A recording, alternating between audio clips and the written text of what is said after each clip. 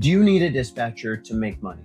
No. I know I'm about to piss so many people off saying that. No. But are there plenty of reasons to want a dispatcher?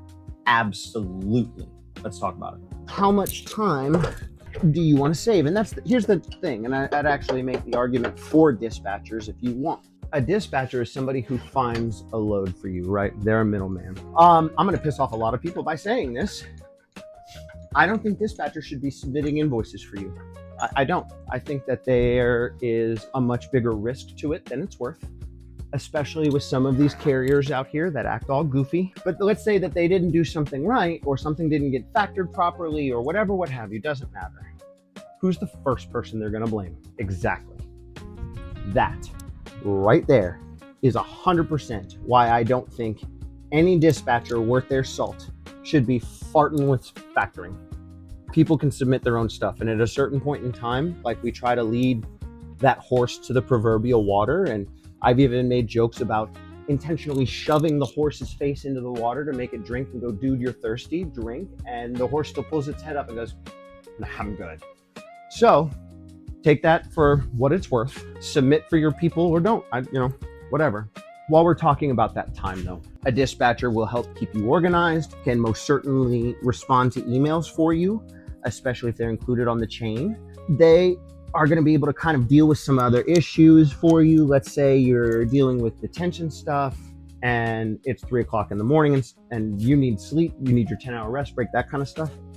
Dispatcher will send that email out for you at 8 o'clock in the morning while you're on your 10-hour rest break, that kind of thing. And here's the thing, just so everybody knows, because I've seen a few of these things go on.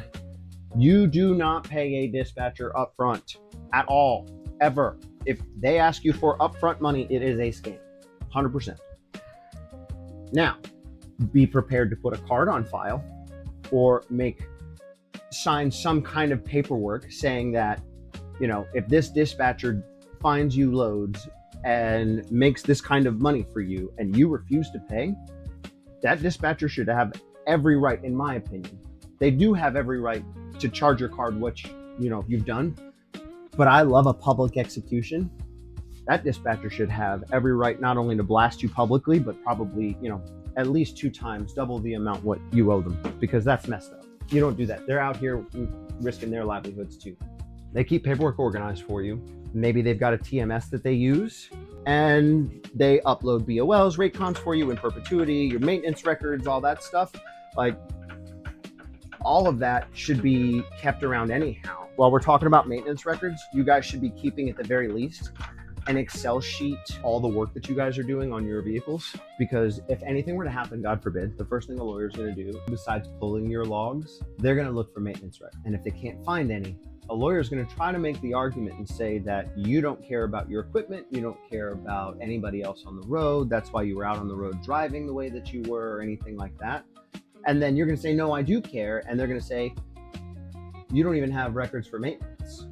We're going to keep those maintenance records. And we're going to say, no, we care so much about the public and ourselves. We've got records down to the wiper blade. Nobody can argue that. You can't argue hard paperwork like that. So that's where we're at on that. All right. We were talking about load boards, right? There are a couple different load boards out there, and it really depends on the equipment that you have. For cargo vans and box trucks, I would say DAT is your primary. The one behind that, and it's really picking up, is our friends over at FreightLinkSolutions.net. They have worked incredibly hard to build a load board, and it's not just like some Joe Schmo.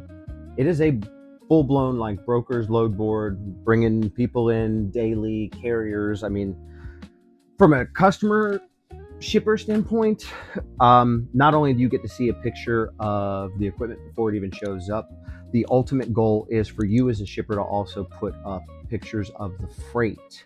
So that way we as carriers know exactly what we're getting into and how it's taken care of. And to be honest with you, if some of you who package your stuff like absolute, I'm probably not coming to pick it up. If it looks like it's an absolute insurance nightmare before I even pick it up, and that's the picture that you chose to put up, I'm not hauling that. I mean, I'll do it for like $15 a mile, but I'm not, like, who's asking that? So anyhow, I digress. Cargo vans, box trucks, FreightLink, DAT. I would actually say truck stop and DAT are going to be the better combo for tractor trailers, reefer units, and then flatbeds too. Flatbeds, hot shots, that kind of stuff.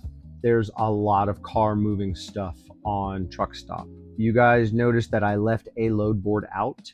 I will not say the name of that load board, but I will say that it is one of the load boards that locks you into a year-long contract for $200 or $300 per seat and has rampant double brokering. If you don't believe me, ask anybody with that account to go on DAT, to then go on that other load board and look it up, and you will watch one thing go up on DAT and the exact same load go up 6 different times across 6 different people on this load board. Exactly that. Like they've already got the freight with a BOL in hand. Absolutely not. So when I tried to address this, because I know this because we had an account, and I went to address this and I was basically told to get lost. So I ended up sending an email, which by the way, yes, you, boys and girls, you can absolutely do that. I sent an email and said, look, we're not getting the value for this. This is absolutely trash.